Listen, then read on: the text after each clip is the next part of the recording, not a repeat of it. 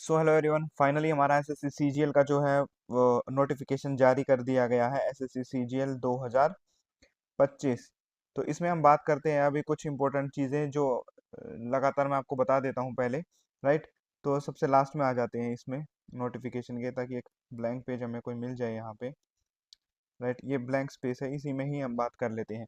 Right. तो सबसे पहली चीज़, जो एग्ज़ाम फॉर्म है हमारी, उसकी डेट आज से शुरू हुई है 9/6/2025 से। लास्ट डेट जो है हमारी वो है 4/7/2025। आप अपना नोटिफिकेशन भी डाउनलोड कर सकते हैं, नीचे मैंने लिंक दिया है। अच्छा, सबसे मेन चीज सीजीएल 2025 की जो नीचे डिस्क्रिप्शन में लिंक दिया गया है ग्रुप का, आप ग्रुप में ज्वाइन हो जाइए और वहां पे आपको लगातार डेली पीडीएफ्स और प्रीवियस ईयर पेपर और करंट अफेयर डेली मिलते रहेंगे। राइट। हमारा जो एग्जाम है वो कब कंडक्ट किया जाएगा? हमारा एग्जाम जो कंडक्ट किया जाएगा वो 13 अगस्त से लेके और 30 अगस्त के बीच में ही सारी शिफ्ट कंप्लीट कर ली जाएंगी। लगभग 15 से 16 दिन ये एग्जाम कंडक्ट किया जाएगा। एक दो दिन बीच में छुट्टी रहेगी, शायद 15 अगस्त की रहेगी एक तो, जैसे। राइट। इसके बाद बात करते हैं कि हमारा मेंस कब लिया जाएगा। हमारा जो मेंस एग्जाम है वो दिसंबर में लिया जाएगा। मेंस दिसंबर में लिया जाएगा और जनवरी में उसका फाइनल रिजल्ट आ जाएगा, यानी कि मार्च में आप ज्वाइन कर चुके होंगे अगले साल 2026 में।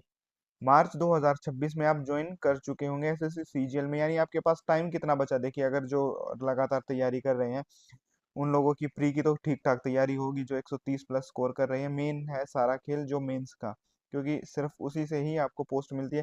लास्ट ईयर भी आपने देखा होगा 18 और 20 की दो शिफ्ट थी, मतलब एक शिफ्ट में पेपर इजी आ गया और नॉर्मलाइजेशन, यानी 360 नंबर जो बच्चे ला रखे थे वो 320 330 के स्कोर पर पहुंचा दिए गए, और जिससे वो उनका लास्ट जो चांस था वो भी उनको नहीं मिल पाया। अब हम बात करते हैं एज की। एज जो हमारी काउंट की जाएगी वो काउंट की जाएगी 1 अगस्त 2025 से। यानी यहाँ पे अगर आपकी उम्र 27 साल है तो आप टीए पीए वाली पोस्ट के लिए एलिजिबल हो, या उससे कम। अगर यहाँ पे आपकी जो एज है वो 30 है तो आप इंस्पेक्टर के लिए, और अगर 32 है तो फिर जेएसए वाली पोस्ट के लिए और डबल एओ के लिए आप एलिजिबल रहोगे।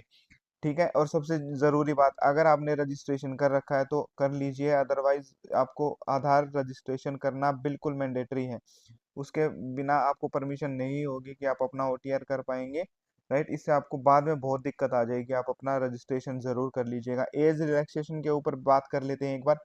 एज रिलैक्सेशन में हम बात करते हैं, यूआर कैटेगरी की बात करें तो उनको कोई रिलैक्सेशन नहीं है। ओबीसी कैटेगरी में 3 साल का रिलैक्सेशन है। एससी एसटी कैटेगरी का 5 साल का रिलैक्सेशन है।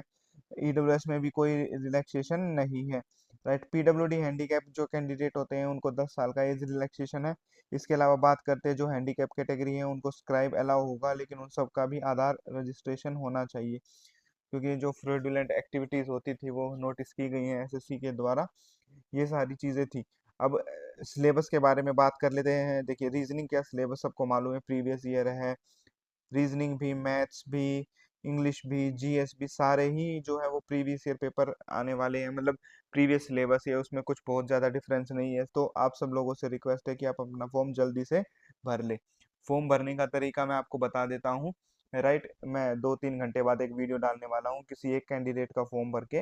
राइट। आप में से देखते हैं कि वो लकी कैंडिडेट कौन है जो कमेंट करेगा अपनी डिटेल्स, उसी का मैं फॉर्म भर दूंगा और फीस भी मैं ही पे कर दूंगा। किसी एक कैंडिडेट का फॉर्म भरेंगे और उसी से आपको फॉर्म भर के दिखा देंगे। आप चैनल को ज्वाइन जरूर कर लेना, वहाँ पे सारी अपडेट्स आएंगी। इसके अलावा सबसे मेन चीज़ बात कि आप सब लोगों से रिक्वेस्ट है कि भाई चैनल को सब्सक्राइब कर लेना। आज कोशिश करते हैं कि 1500 सब्सक्राइबर अपने हो जाएं। So all the best everyone. नया चैनल बनाया है क्योंकि पुराने वाले को पता नहीं किस वजह से डिलीट कर दिया गया।